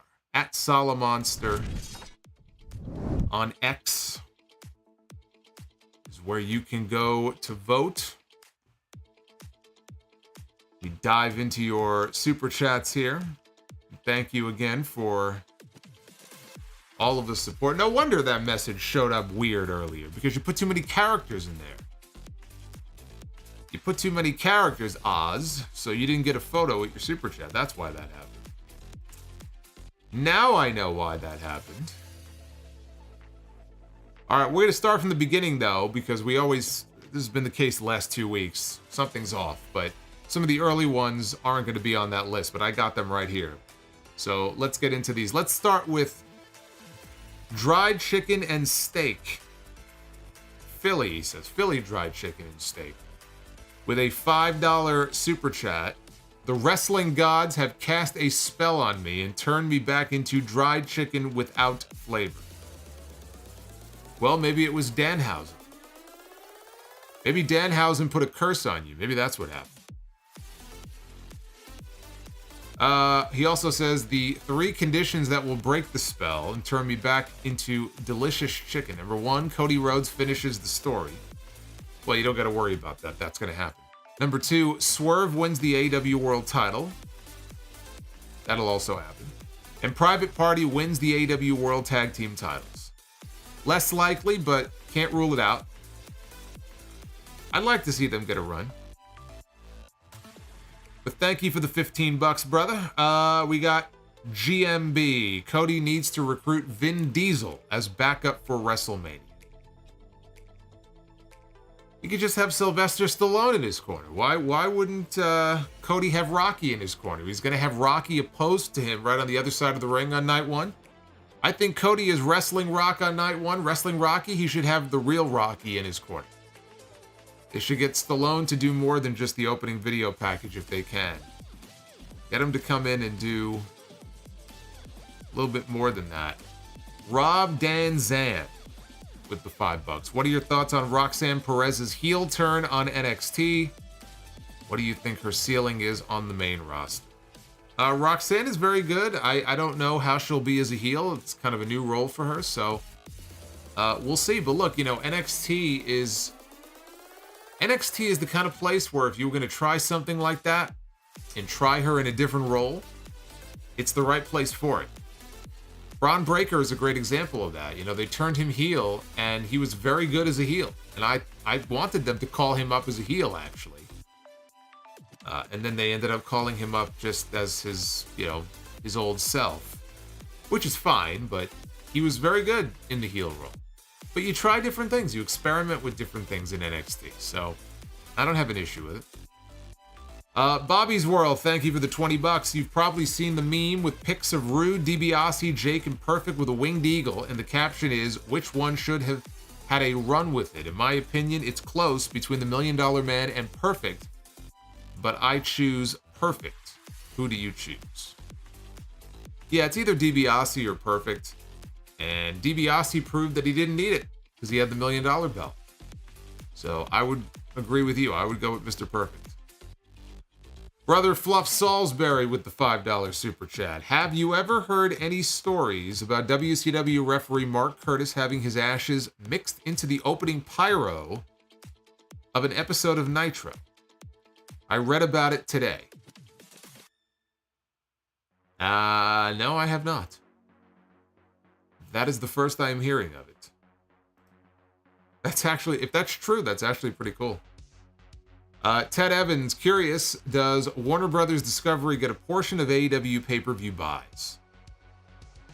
Well, they definitely make money because I think they own Bleacher Report. So, yes, they get a cut of the pay-per-views. By the way, fuck Bleacher Report. I just had to say that. Arabian Night 2000. Do free agents sign with AEW because of the schedule and they don't have to move to the US and work NXT? WWE sometimes shoots themselves in the foot with contingencies that could deter free agents from signing, for example, Okada and Ospreay. Well, to be fair, they never had a shot with Ospreay because Ospreay never gave them the chance. Tony Khan swooped in and he made sure that he got him before anything. So, but I mean, as far as Okada or someone like that, I mean, yeah, there's certain things that you will be able to do if you are signing with AEW that WWE will just never allow you to do. There's certain freedoms you'll have. You may be able to work independent shows. You can work New Japan shows or CMLL, right? Because they have these working relationships with these companies that WWE just doesn't have. So there are pros and cons to both. I mean, you know, as with anything in life, I mean, there's pros and cons to both situations. But I think, look, Tony Khan, he ain't playing around. You know, he didn't waste any time, and he signed the two best wrestlers in the entire world right now, bell to bell. And you got to give him kudos for that. Jazz Jackrabbit, today's tweet from Drew is God tier trolling. I did see it, yes. Yes, he posted a tweet attacking Seth Rollins using the words of CM Punk from the Brawl Out scrum, where he called Seth an empty-headed dumb fuck, or whatever it was. Drew's been awesome. Drew has been fantastic. All right, now we can pick up with the list here. Oz and Glorious with the $10 super chat. Ospreay, Okada, Monet coming in. We are so back, he says. Let's fucking go. The Juliet says, friend joke that Dynamite set looked like NXT 2.0. Not exactly. The colors were not quite on point as 2.0 had it, but it was very bright. It reminded me more of the ads and everything for Dynamite when it kicked off in 2019. Jeremy Watley with the $20 super chat says, did you see Teddy Long's comments on Vince McMahon's scandal? What the fuck? I understand that you do not want to berate someone you respect, but to say that you will still have the same respect for him even if he is found guilty is revolting. I didn't see Teddy's comments, but if he said that, that's pretty fucking stupid. So no, I did not see his comments, but again, if that's what he said, then yeah, that's something he should probably keep to himself. I am reminded of the evergreen tweet that Big Damo, Killian Dane, posted, which is a classic, where he said, some wrestlers are just fucking stupid. It's the way it is. Joe B, first episode I have watched in a while and enjoyed it. Bryan versus Ospreay will be insane. Did not mind the Okada turn. Maybe Okada against Omega at All In. That's exactly what we're going to get.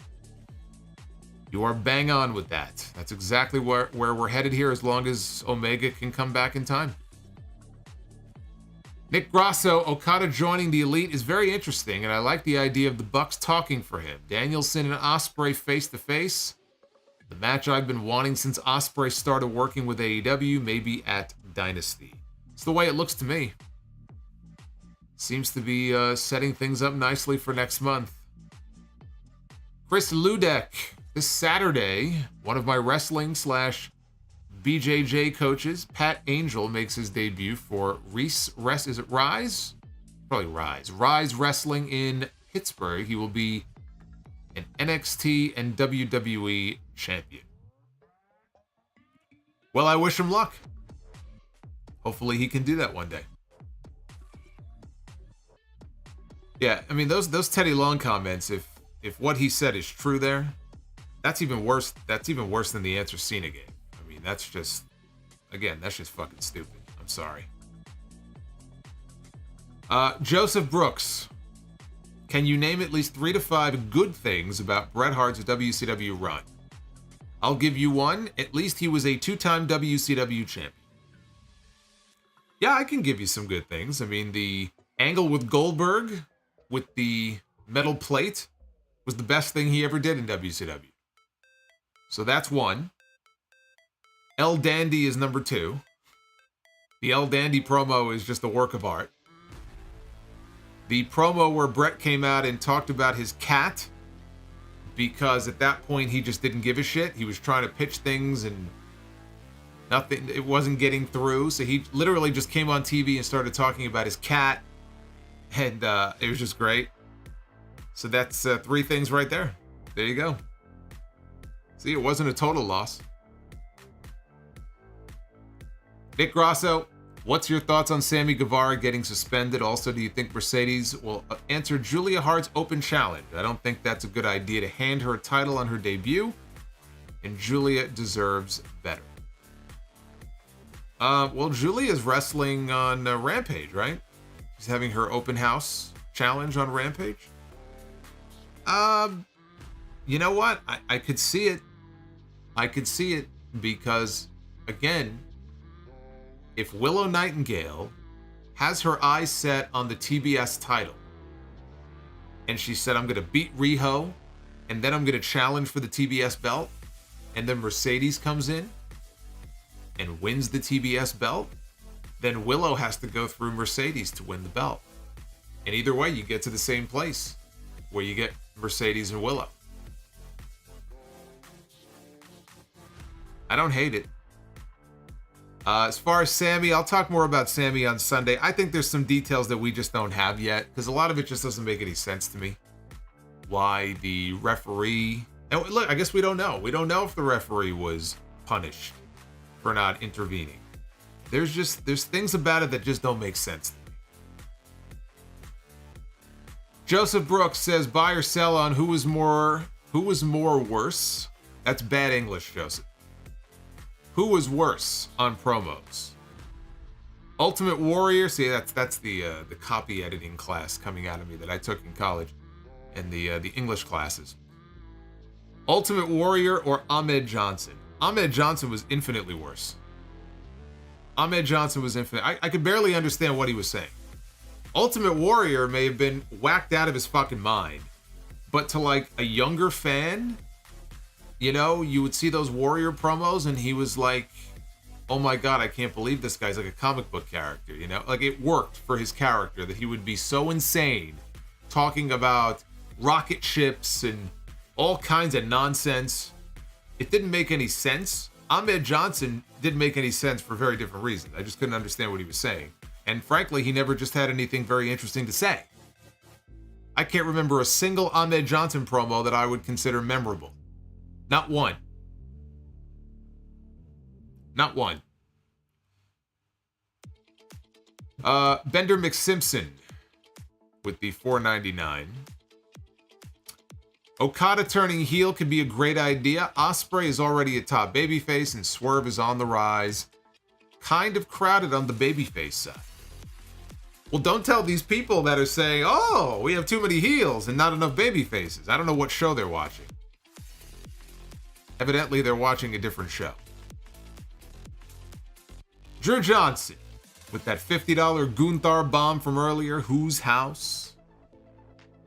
Solomonster's house. That's right. I have welcomed all of you into my house. Take your shoes off, please. We don't wear shoes in the house. Don't tell Rumpelmain that I said that, please. Rodimus Prime, Okada joining the Elite was the best part of the show besides the main event. Overall, one of the best shows from AEW so far this year. Bender says, great main event. I feel like Fletcher was not supposed to kick out after the Poison Rana Hidden Blade, and he may have been knocked loopy. I didn't get that sense at all. Seemed like they had their spots pretty well planned out, but anything's possible, I guess. It felt to me like the climax of the match. Like it felt like the perfect time for the match to end, and then it just kept going. I don't think that's the case at all. I think it went exactly the way it was supposed to. Right down to him telling him, just give it to me. And then Ospreay delivers the kill shot. Jose Hitch. Can we please wait more than 5 seconds to make a match official after a wrestler puts out the challenge? Keep up the great work, Solo. Love the content. Thank you, brother. I've been saying that for a while. It's just so stupid. Literally, sometimes it's not even 5 seconds. But it's not even that they have Tony Khan putting the announcement in their ear. Like, they have the graphic ready for it on screen. It's like, at least pretend that it's organic. You know, is it really a big deal if you wait a minute before letting everybody know that it's been made official? It's just so good. It's like instant. Spartan Sprinkles. Toa Leona doing a barefoot run-in on Tax. You know, I didn't even notice that. That's true. He was out, that's right, he was out there in bare feet and there were tacks all over the floor. Ugh. Oz and Glorious, Tony Khan, if you're watching, I will literally pay you $49.99 a month to not see or hear Disco Garcia on my TV ever again. I am begging. And he says, GWO fam, I'm again shamelessly plugging my band Iota's music video for the Timekeeper here. Please scope it out. You are GWO, you are GWO for life. Yes, our Green World Order is accepting applications. Memberships are open here on the channel. You want to become a channel member or gift memberships to other people? You may do so. We've got Grave Robert. Thank you for the show. I'm super happy for my mommy Bull Nakano being selected for the WWE Hall of Fame. Do you think Medusa will induct her? I don't see how it could be anybody else. She would be the right person for it. Base Beer says, Darby is the type of guy to climb without a guide. I think Darby is the kind of guy to climb without the hook or a rope. He might just attach himself to the side of the mountain and start climbing without any gear.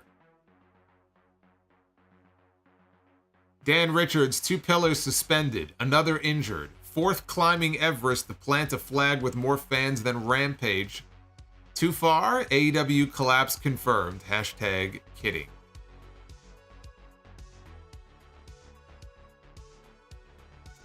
Dev to Dust, Sting looked like a jacked Jim Carrey back in the day.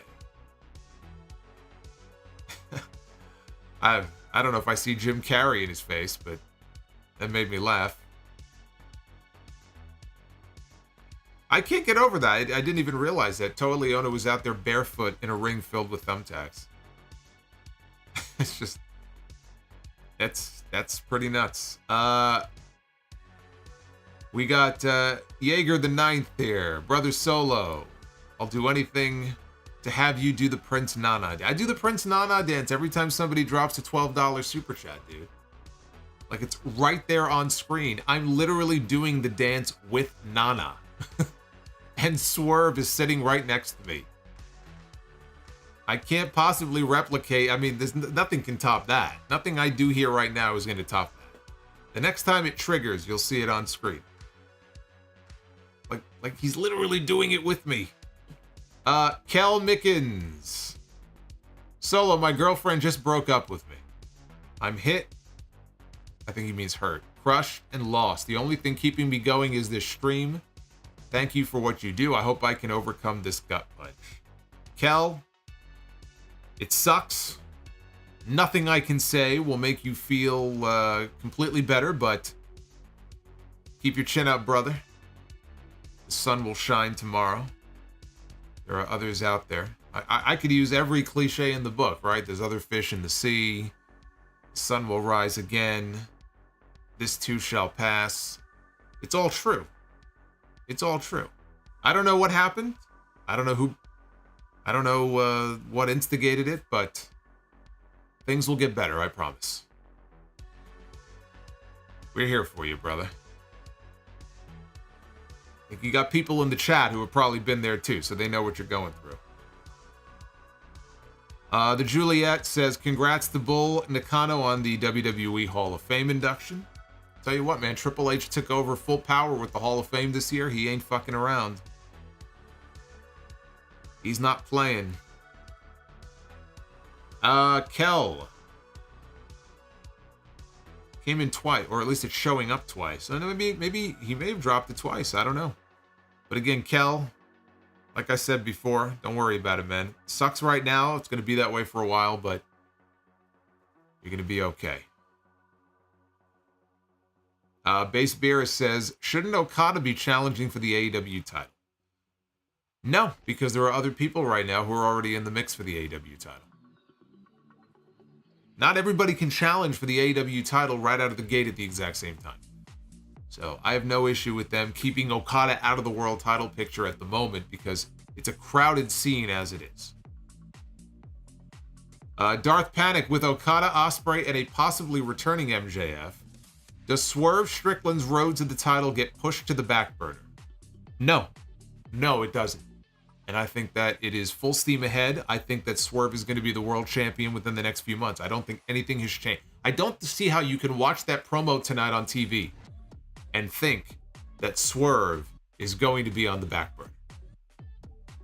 I would think that anybody who watched that opening promo tonight would be more encouraged and would be breathing a sigh of relief that just the opposite, that they are still in the camp of Swerve Strickland for AEW World Champion. I still have faith that he will end up in that position sooner than later. Double S. Should be an interesting moment when Sammy Guevara and Mercedes run into each other backstage. Well, I believe he already apologized to her for that. But yes, that may be a little awkward, given his past comments. Faisal with a $5 super chat. There's Perk Angle on my screen. Hey, Perk, what's going on, Perk? Look how happy he is. I got nothing. He's looking for a score. I got nothing for you. I'm sorry. I got nothing. I got nothing for you. Faisal says, what Japanese match would you recommend to show a lapsed fan who only watched WWE as a kid? A Japanese match? Any of the Omega Okada matches. Any of the Omega Okada matches. I mean, there's a bunch of like Wrestle Kingdom matches I could recommend with Kota Ibushi. I will not recommend a Brie Bella match. Can you imagine Brie Bella getting her run in Stardom or getting her run in Japan? Oh, there it is. Oh, it's the $8 super chat. I see. It's even better. It's the 8 one, not the 12. There. There's Swerve. There's me. There's Nana. Nana's showing me how to do it. I'm not doing a very good job. He's trying to teach me, but, you know, come on. I don't have the rhythm that he has. There it is. That's one of those moments. One of those cool moments, man. Where I could say that I sat there and I did the dance with Prince Nana and Swerve. How many people can say that? So yeah, it's the $8 one. I forgot it. It used to be the 12. Now it's the 8. I switched them around. But Faisal, yeah, again, you can't go wrong with any of the Omega Okada matches. Jeez, I mean, Kota Ibushi and Jay White. I mean, Will Ospreay and Kenny Omega. Fuck. But for me, I go Omega Okada. Boots says, Triller TV cut the feed after the Spanish Fly. Sounds like Triller TV was even like, okay, this is the end of the match right here. We're saying that this is where the match ends. Triller TV had enough of all those kickouts. Magician Sapphire with the $10 super chat. You got a magic trick for me? AEW had stories, but a lot of them lacked compelling elements, build, or chance to breathe. Tonight addressed a lot of these problems. Now work that magic on Ring of Honor and heat that brand up. You know who could probably help heat that brand up and let Tony Khan focus more of his attention on AEW? Let Scott D'Amore get the keys to Ring of Honor and let him run this show. Let him run ROH and let Tony Khan focus exclusively on AEW. M. Mills, thank you for the $25 Bree mode. M. Mills, I hope you're having a very good Wednesday night. Base Beer says, this super chat is 8, not 12. Yes, we've established that. I fucked up. Jazz Jackrabbit, I've climbed Mount Kilimanjaro and Fuji, but there's no way I would consider Everest. Never been in the shape that Darby is in, though. Best of luck to Darby. You know, again, my issue is that all these people saying that there are far more experienced climbers who, again, would not even consider doing a climb without years of training and years of experience doing other mountain climbs. Darby has none of that. It feels to me like he thinks it's something that would be cool and a challenge. I mean, of all the things that he could do to challenge himself, I mean, why this? I don't know. I don't know how he got the idea in his head to begin with. Justin G, for reverse sweeps, can we get Press Your Luck, Whammies, or Sonic Dies Drowns music? Maybe 0 for 3 and 3 for 3 emojis. Thanks as always, Solomonster. Maybe for the 0 for 3, like the reverse hat trick and Be the Booker, maybe we can come up with something. But for now, we have enough. I think we have enough good sound effects for now. But I'll consider it. I'll consider it. See, it's very colorful here. Very colorful. We have a new logo here of our own. Thank you to Steve for giving us a fresh coat of paint here for the Dynamite reviews. Shout out to Steve Mello. Well, thank you for the super chats. I think that covers all of those. And the goal for tonight was 400 likes in order for us to be the booker. And we are currently approaching 500. So let's see if you guys can get me there. Keep hitting that thumbs up. And we shall see. Right now, let's go ahead and be the booker. Here we go. Ladies and gentlemen, it is now time to be the booker. Yeah, there's one of those sound effects that Justin was talking about. We haven't even started and we're already getting buzzers here.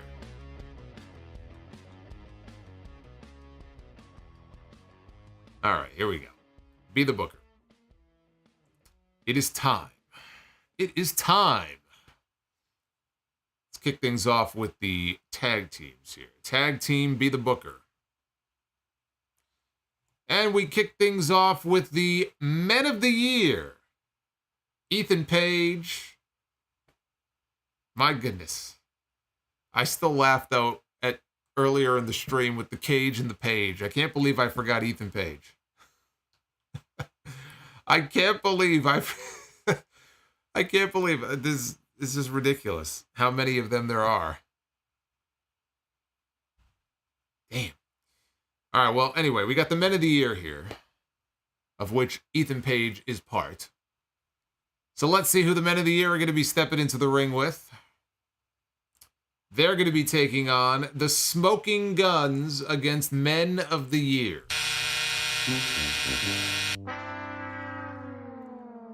That don't work for me. Not exactly what I would call a marquee match now, is it?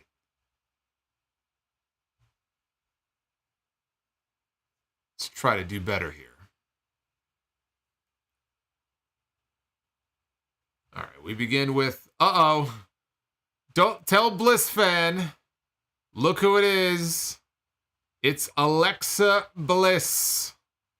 And not just Alexa Bliss. This is Funhouse Alexa. Alexa Bliss. I think Bliss fan just passed out. We need to do a welfare check on him. I hope he didn't hit his head on the coffee table on the way down. He could be bleeding out right now. There he is, Bliss fan. Okay, good. He's in good health. Now, Bliss fan's going to be very upset if we don't land on someone worthy of hitting that bell. All right, here we go. Spooky Alexa is going to be going one-on-one with superhero Nikki ASH. What is going on here with this? I hate this gimmick. I hate this gimmick with a passion. You get no bell from me for Alexa Bliss against Nikki ASH. You know what? It's too bad we don't have that sonic drowning sound effect, because I think we may be... This would have been a good spot to use it if the way things are going here. We better come up with something real good here for this main event. This is not going well. Remind me, what did we do on Monday? Didn't we go 0 for 3 on Monday too? Ugh. Yeah, the worst version of Nikki Cross by a country mile. All right, men's be the booker. Bliss fan going into depression now. Well, Bliss fan, if it makes you any happier, I didn't do it because of Alexa. All right, here we go. Oh, it's Mantar! Look who he landed on. It's Mantar. Brrr! It's Mantar and be the booker. Look at this guy. Half man, half tar. Mantar in the main event. We had antlers on Monday. We got antlers again tonight. All right, we need a drum roll for this. Who's going to be facing Mantar? This is exciting.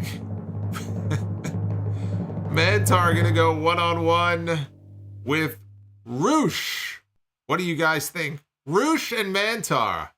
I like it. I like it. Roosh would beat the living shit out of Mantar. He would shoot on him. He wouldn't even let him get the head off before he starts to kick this man's ass. It would be very entertaining to see Roosh and Mantar. And of all the matches tonight, that's the one that I give the bell to. That may have been the weirdest edition of Be the Booker that I have ever booked. El Toro, it's right. El Toro Blanco against Mantar. I mean, it's perfect. Toro against Toro. It's perfect. What do you mean buzzer? What the fuck are you talking about? It could not have been any more perfect. Bull on bull violence. It's like the running of the bulls. It's like Pamplona.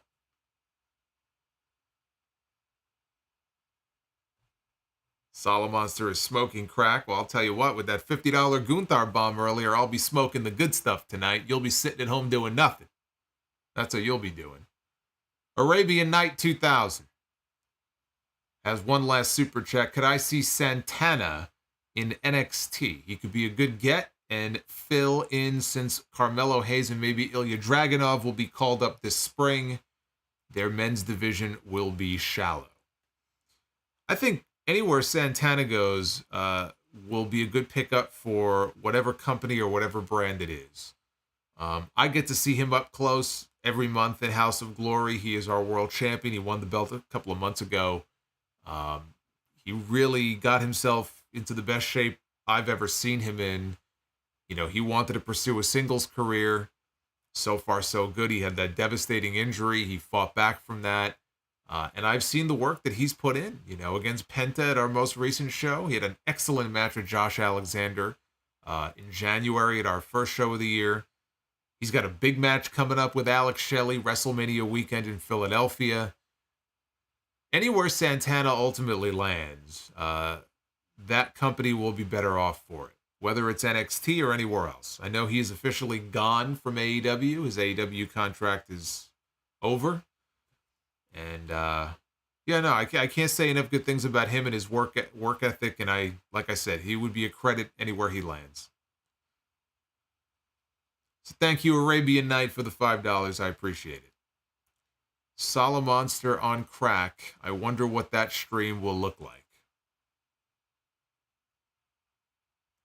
It'll be off stream, so you won't get to find out. I'll take a woo energy first before I take my first hit. And then I'll let you know how it goes.